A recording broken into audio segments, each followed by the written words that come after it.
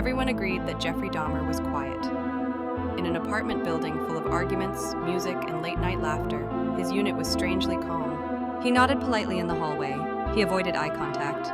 If someone complained about the smell, he apologized softly and said his freezer was broken. No one pushed further.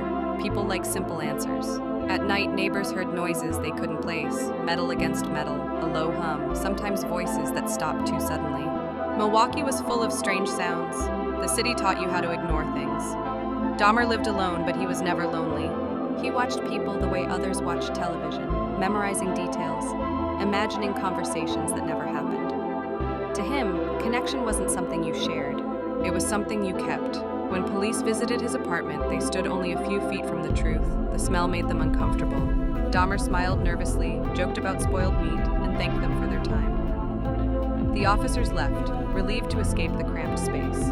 That was the worst part later, they said, the knowing how close they'd been. When the truth finally surfaced, the building emptied. Furniture was dragged out, windows were sealed, but residents claimed the silence never left.